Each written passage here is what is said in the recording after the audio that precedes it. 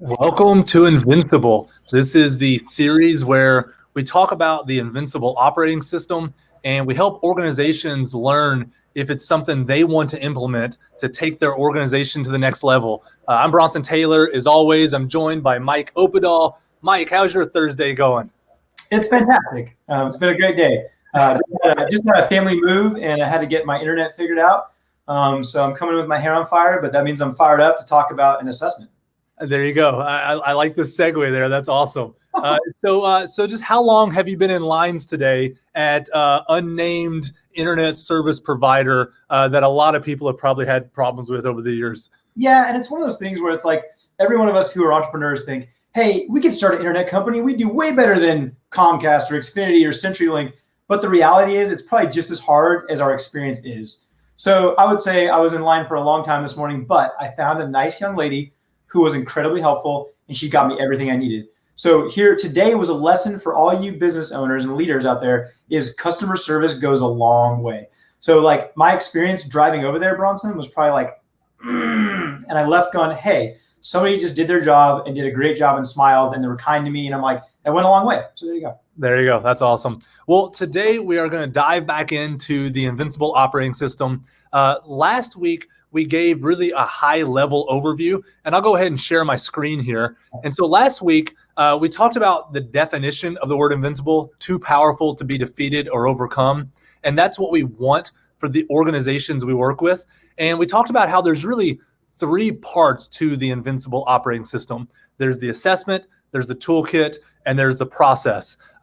These are really the necessary ingredients. It won't work without all three of these. If you want your teams and you want your organization to be invincible, you need all three of these. But today, Mike, we're really going to zoom in and talk about the assessment piece, why it's so important that we start with an assessment and even the specifics of what we assess. And so let's go ahead and dive in to really the two different kinds of organizations that we work with. So we've given them the fun names, the inadequate organization and the invincible organization, right? So if you're looking at this, you don't want to be the inadequate organization. It's in red for a reason. You want to be the invincible organization.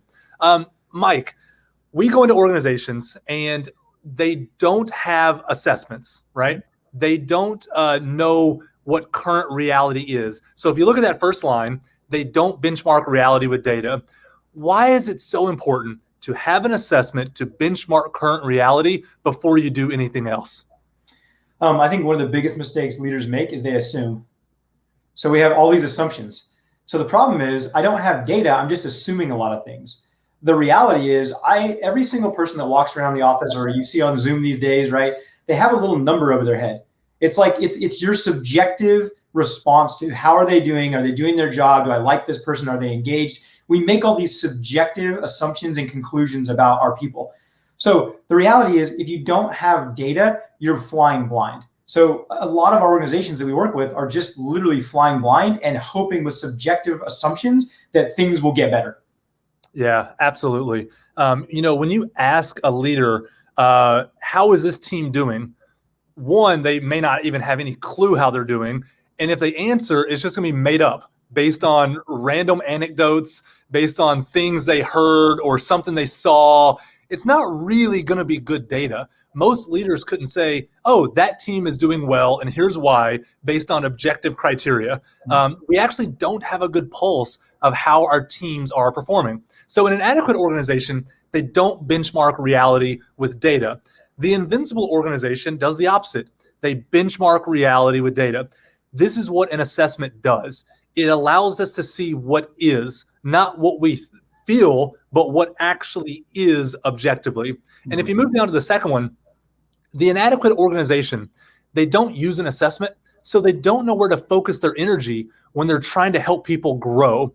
How does an assessment, Mike, help us know where to focus our energy? So another one, I think probably around 2007, there was this, before that too, but specifically when we had the economic downturn, I heard organizations say a lot, we need to do more with less. We've got limited resources, we need to do more with less. The problem is that people don't realize the power of leverage and the power of energy that's being focused in the wrong areas.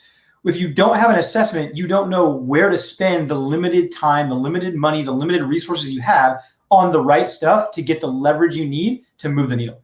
So without an assessment, you literally go, I don't know, let's try this and hope this works. Man, we spent a lot of time and energy there. You ever done this and no results? How frustrating is that? We took our limited resources, we put them on this thing and nothing changed.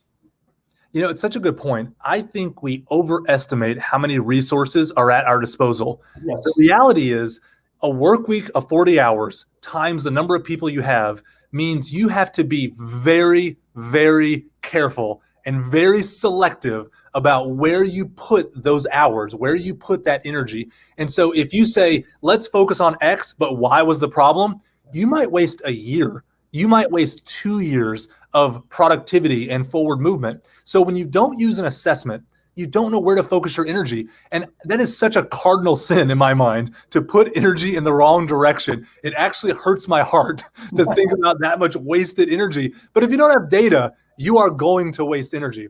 So in an inadequate organization, they don't have an assessment, so they don't benchmark reality. They don't know where to focus. But the Invincible organization, they do benchmark reality with data, and they can identify growth opportunities. They know where to put their resources.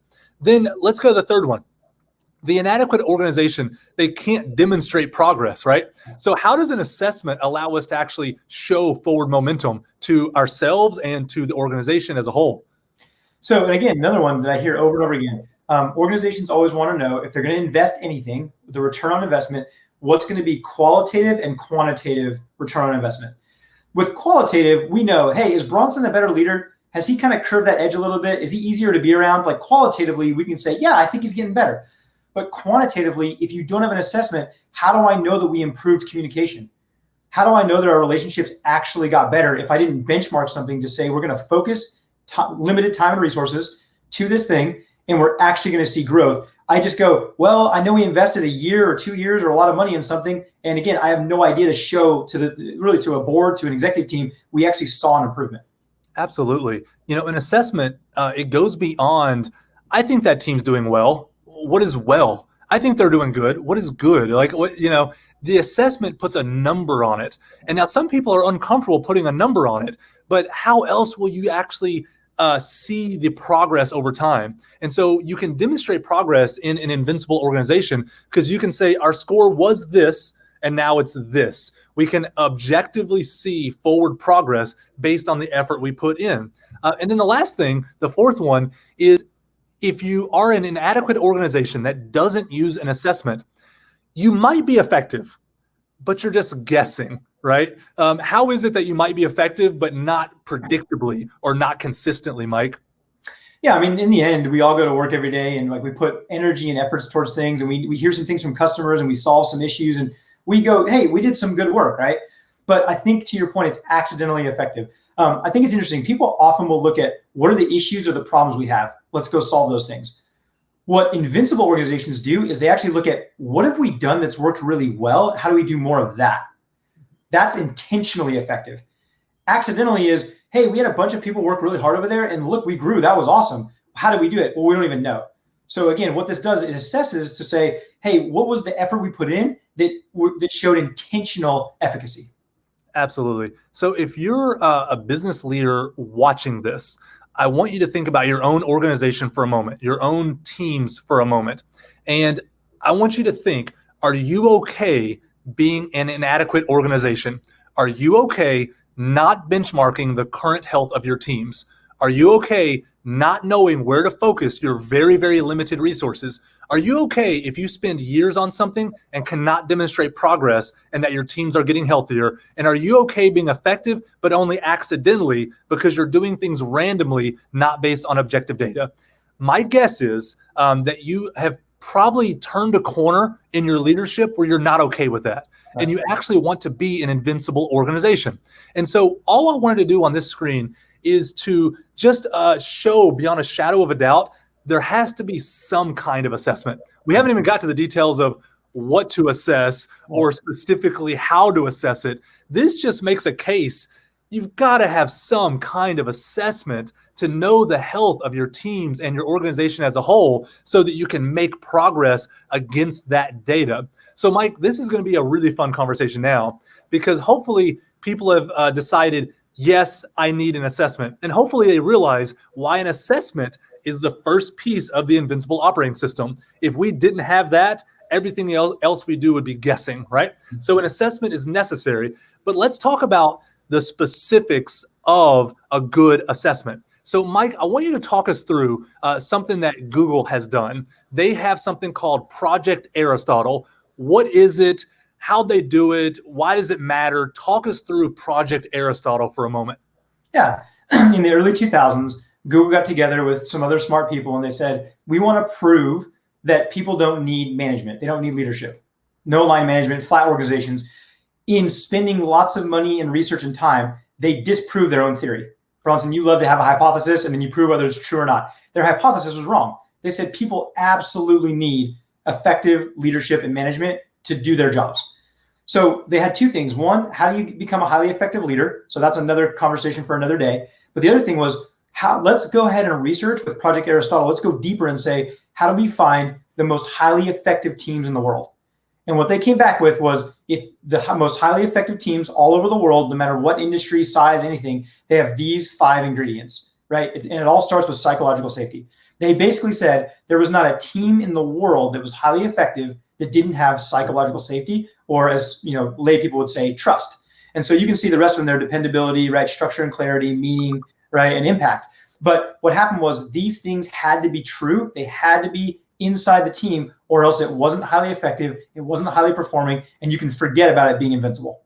Yeah, no, that's great. And there's actually some surprising things that are not in these 5. For me, I would have assumed, my hypothesis would have been, you need A players, that every team that's high performing needs the smartest people in the room on that team. But it didn't make the cut, did it? Nope. You would think it has to be they work 80 hours, right? When you get a team together that would just burn the candle at both ends, they're going to be high performing because they get more time out of every week. Nope, that's not on here. Like, there's all these things you would think. IQ, give me the smartest people. Nope, not on here, right? Psychological safety, I don't know if that I would ever think that would be on the top 5, much less number 1. That trust is actually the cornerstone of a high-performing team. That is very counterintuitive.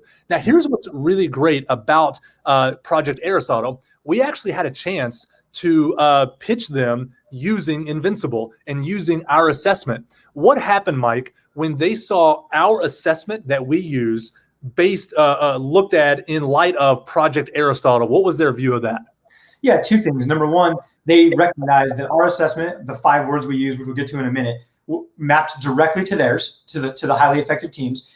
And number 2, I actually have a spreadsheet where we mapped every one of our tools, which we'll get to in a future episode, to one of those areas. So they basically said, hey, you guys are assessing the right thing. The same stuff we would say for highly effective teams. And we believe that your tools will actually improve the scores of those things when assessed well. Yeah. So we actually landed a sizable Google contract because our assessment aligns so well with what they discovered in their own research. So that was a huge vote of confidence in what we've discovered over the last few years working with lots of organizations. So let's get in now to our assessment. Right. So we have what we call maximizing team performance, or the flywheel, or even just simply the Invincible Assessment. It's how we actually assess the teams that we work with. So, Mike, walk us through these 5 words and give us a quick definition of what each of them are and why they matter. Yeah. So, and this is another important part about the assessment, is that it's not things don't always have to be linear, but because of what they discovered, that psychological safety was the most important thing, and without it, you couldn't have a highly effective team. We start with communication and relationships. So communication is literally, it's the number 1 thing, by the way, when we talk to business leaders around the world, it's the number 1 thing they complain about. They do their annual employee engagement survey, and they find out that communication is always the lowest score. So the reality is, we know this, people need to hear something 7 to 10 times before it sits in, or before it's a reality. So there's so many different things. Communication, there's body language, there's different words. Words actually have words are incredibly powerful, and words matter. People don't think that, but they do. So not having a common language really hurts communication. Relationships, back to your point, you would have thought, get A players, make them smart, have them work hard, give them flexibility, and none of that stuff was on the list. But relationships means, hey, I trust you. There's a likability factor too. We actually get along. We actually talk about things that aren't just work.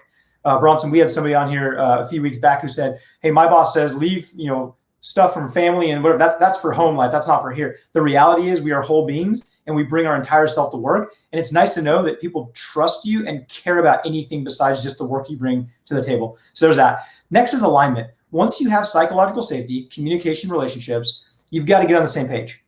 We have to have a common purpose, common goals, a shared purpose for why we come to work, like a vision that's bigger than ourselves. That's what happens with alignment.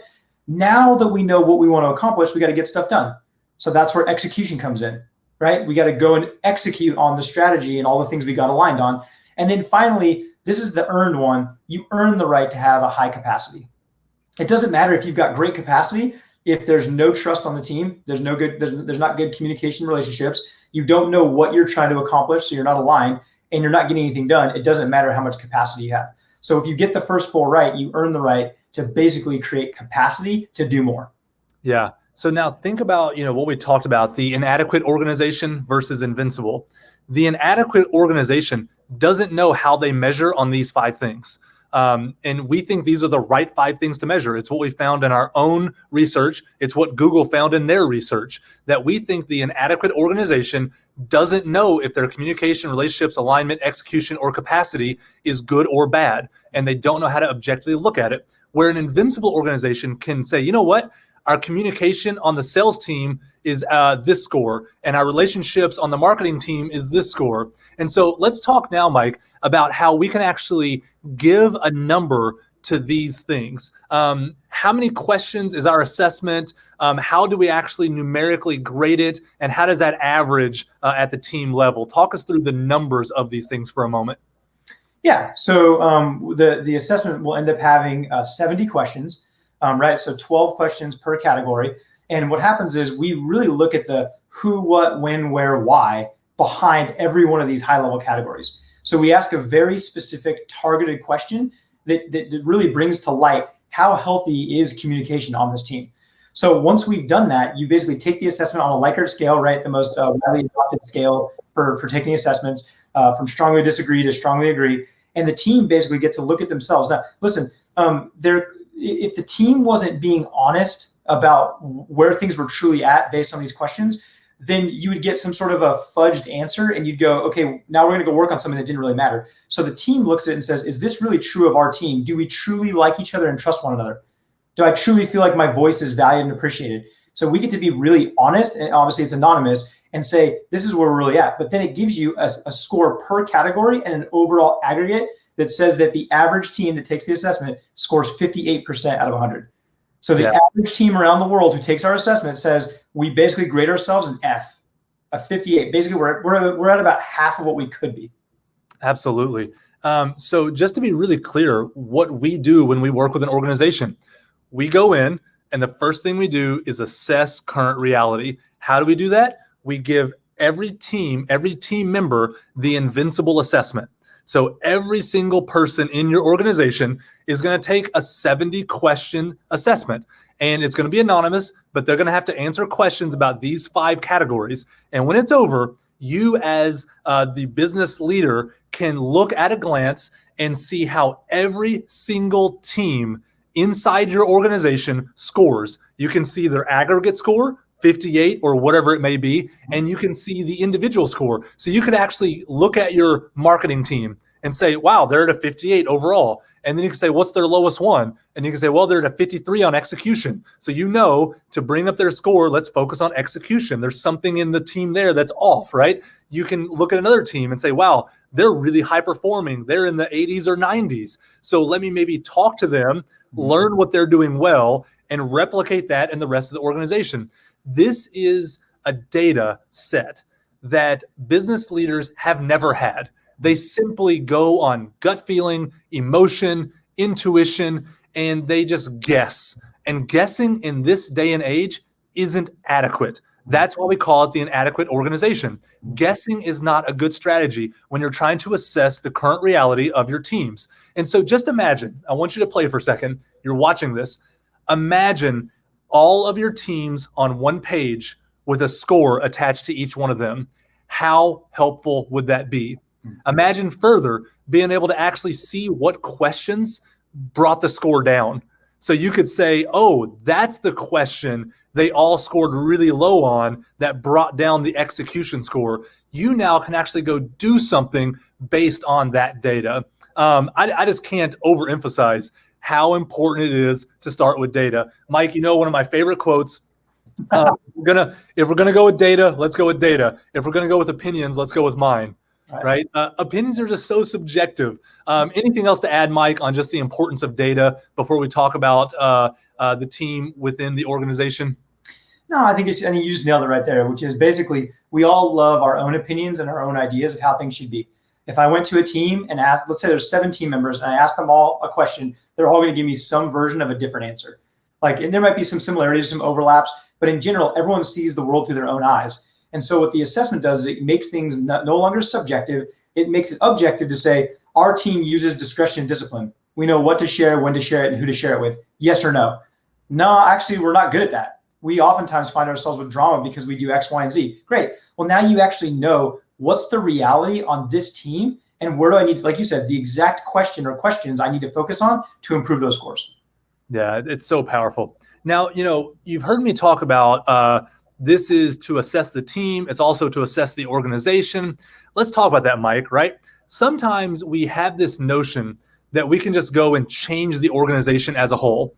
Let's say there's, 500 people in an organization. Can you actually just change it wholesale all at once, Mike? I've never seen it done. I'm not saying it's not. I'd love to interview the person that figured out how to do that.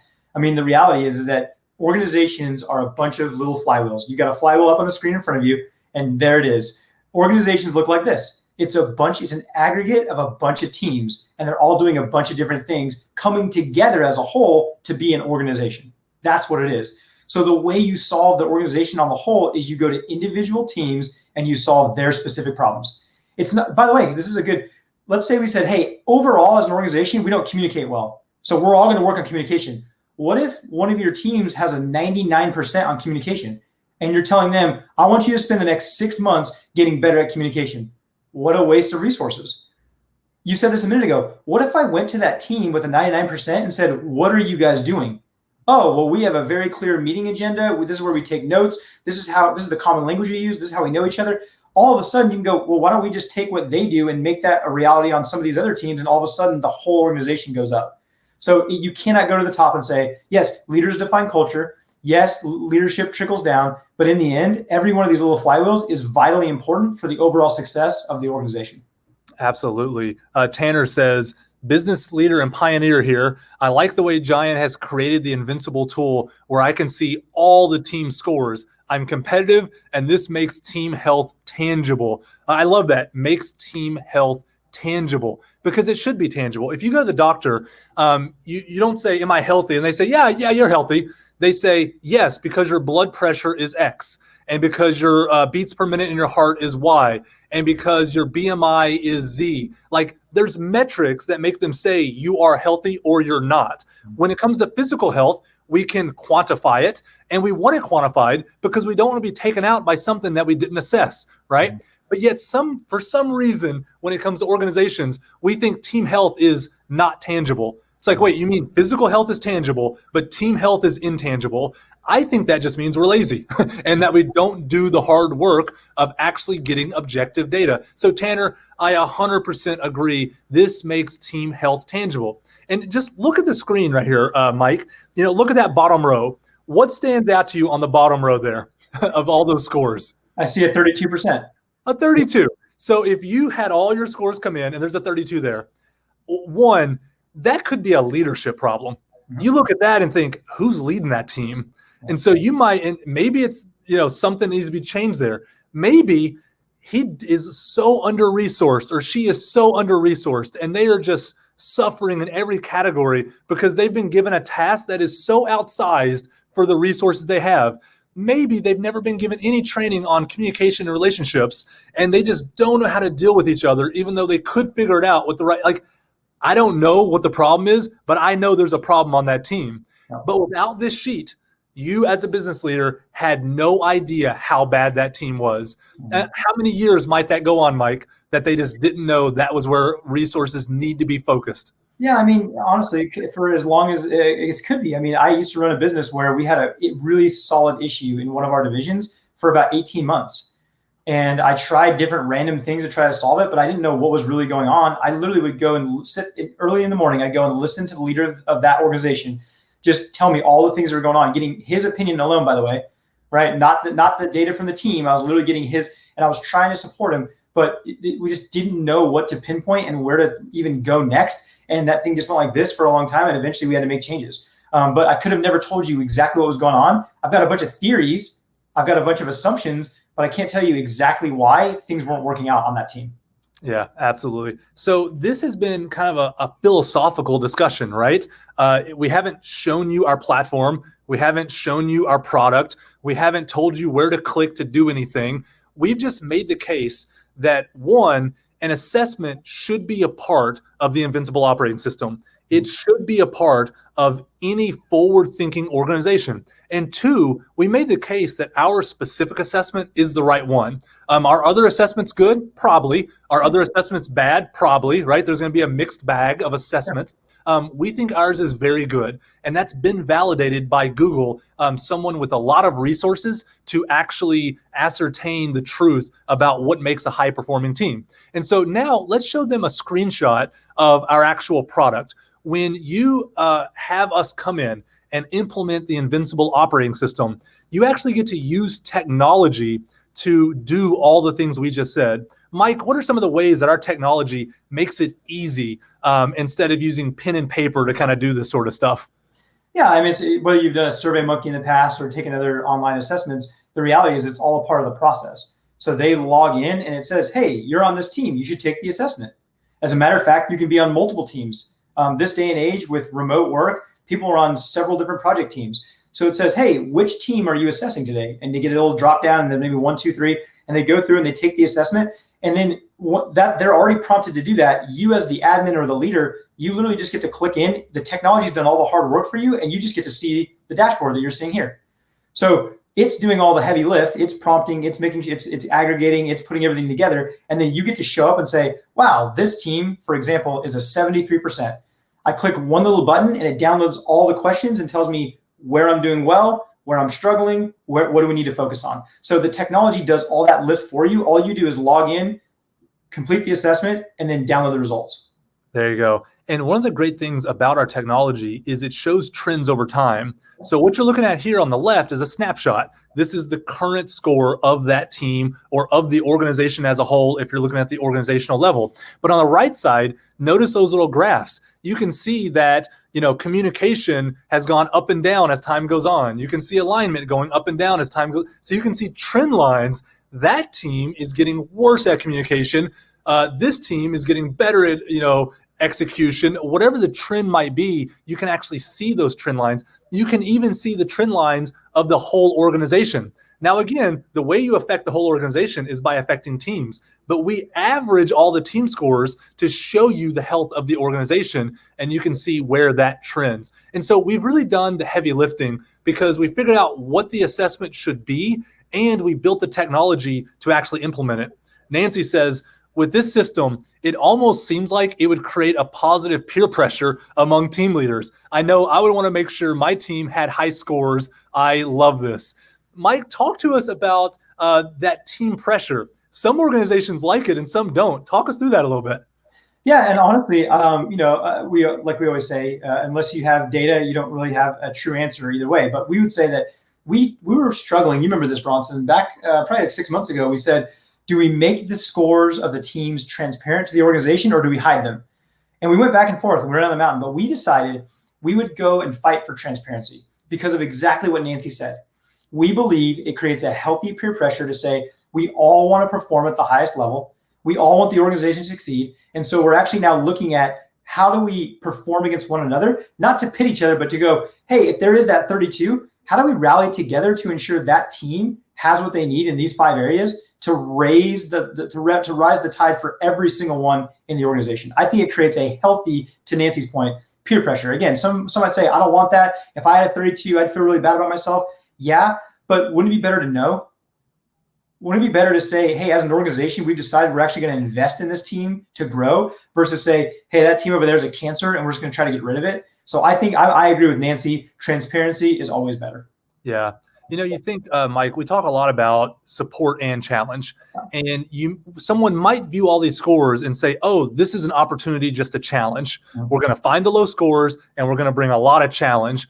That may not be the answer. Mm-hmm. The low score may be because they need support. They don't have enough financial support. They don't have enough support from the executive team. They don't have enough whatever. They may actually be doing an incredible job and you haven't supported them, and they're actually maximizing their potential given the variables on that team. And so it may be that is the greatest group of people in the organization, and you just haven't put investment into them in the areas they need. But without the score, you don't even know they need support. And so it's not a negative thing. A low score is an opportunity. That's the way I see it, right? I'm not mad at a low score. I'm excited about the opportunity to bring up the health of that team and bring up the health of the organization.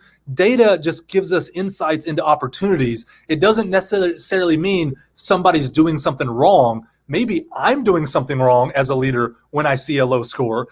We know that leadership really is such a lever in terms of team health that a lot of times it's probably my fault as a leader when I see something in the organization that's not healthy. Would you agree with that, Mike?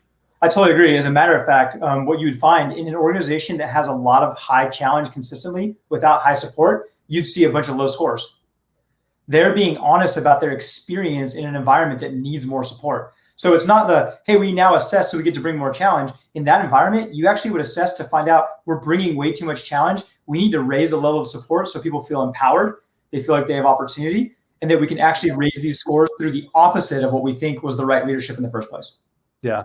So just to kind of bring it all together here, this series is called Invincible. We're walking through the Invincible operating system. It has 3 parts: assessment, toolkit, process. Today, we got to dive in to the assessment, why we need one, and specifically what the assessment should assess and how our technology makes it easy.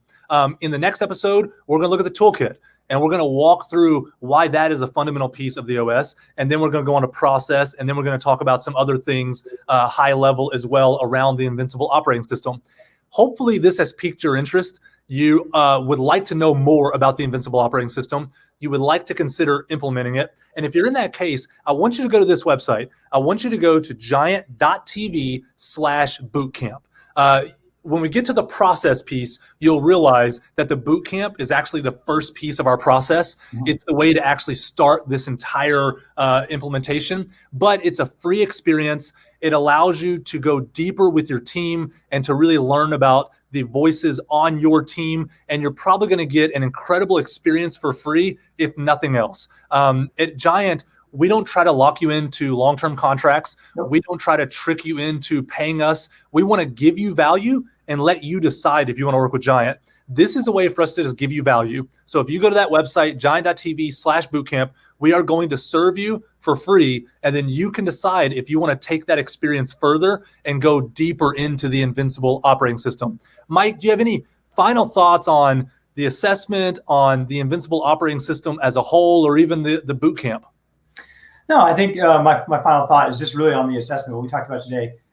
If we don't assess, we're flying blind. Leaders have been making assumptions for way too long based on assumptions and gut feelings. Sometimes we get it right. We call that accidental. How do we be intentionally effective? How do we actually become invincible, become highly high performing and highly resilient and not be taken out, like you said before? We have to actually assess to find out what reality is. Again, not to feel bad about ourselves, because oftentimes we're surprised. And we go, oh man, I had no idea that finance was really doing that poorly. It's not about that. It's to give us a benchmark of reality, to give us the data to know where should I go spend my limited resources so I can move the needle for the entire organization.